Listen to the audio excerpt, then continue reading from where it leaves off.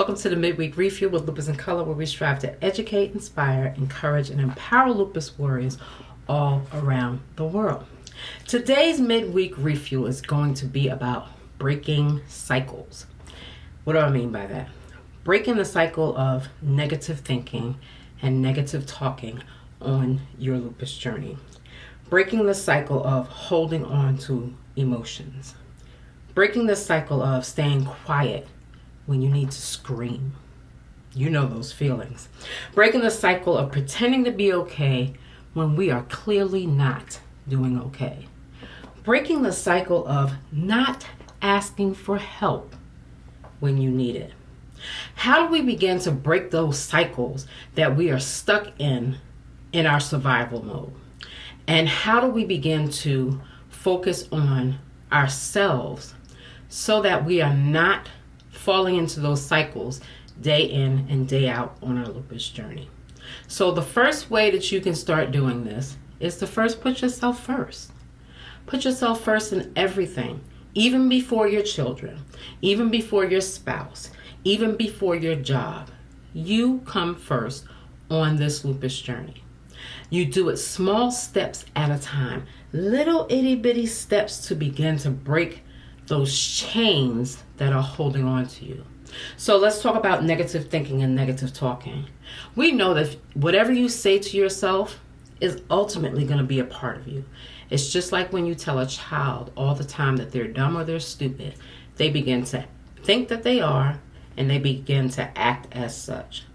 So we have to start breaking the cycle of how we think about ourselves on our lupus journey and how we talk to ourselves on our lupus journey. And you can do that with small steps, with an affirmation that you read every single day, with meditation that teaches you how to be in your now so that you're not always thinking about the negative of what's going on in your lupus journey. How about holding on to those emotions? You know, sometimes we hold on to these emotions and we hold on to those emotions and they just go all in our body. That energy is just eaten up by our body, and it does make us sick. That's not to say if you release all your emotions, which you'll never be able to do, that you're going to be perfectly well. But the reality of the fact is that there is a mind-body connection in every human body. What we put in our mind eventually becomes something in our body. And if we don't release those emotions, that anger, that sadness, that depression, in ways that we learn to cope with lupus, then it stores in our body. And our body becomes stressed. And we stay in that flight or fight mode. So start with simple little things. Simple little things like journaling. Like talking to a friend. These little things help you release emotions and allow you the opportunity to deal and cope with the things that lupus is putting you through. The other thing, staying quiet when you need to scream. You know, sometimes you just need to scream. Sometimes you just need to cuss. It doesn't matter who's around you. You know, sometimes that is just what it is. You do not always have to stay quiet because you have lupus, or because you don't want to hurt somebody's feelings, or because you don't want people to think that you're crazy, or you don't want anyone to worry about you. Sometimes you just got to let that scream out and allow yourself that release so that you can move on in your day to live well beyond lupus. Pretending to be okay when you are not okay. Stop doing that. Period. Stop doing it. Because if you continue to put others before yourself, you're going to harm yourself more. And when you're not okay, people need to know that you're not okay. Because nobody is a mind reader. I heard someone say the other day, or I saw it on the internet or something the other day, that the question was, why didn't you ask for help?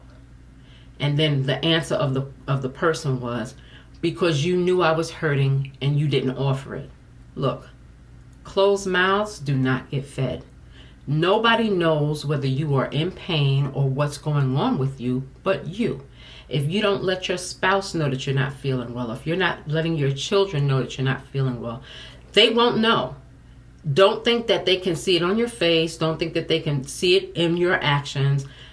Closed mouths do not get fed.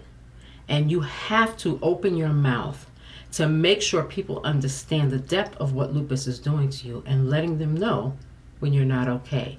And then that brings us to our last thing of asking for help when you need it. When you say that you're not okay, break that cycle of not asking for help. Break that chain. Put the word in, hey, I'm not feeling well. I need help. Give me some help. I don't care who does it. I just need help. I think we all have that issue where we don't want to be a burden. It's not a burden. It's you explaining what you need and asking for what you need, and then accepting that help so that you can live well in spite of lupus.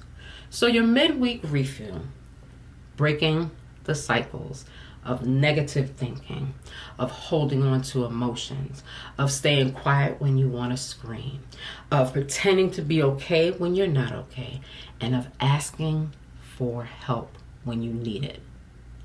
You have to begin to do small things to break those cycles so that you can live well in spite of lupus. Remember, you are the most important person on your lupus journey. You are the person who, if you don't do it for yourself, you can't do anything for anybody else. And when you get up in the morning, your first thought shouldn't be on someone else. Your first thought should be on you.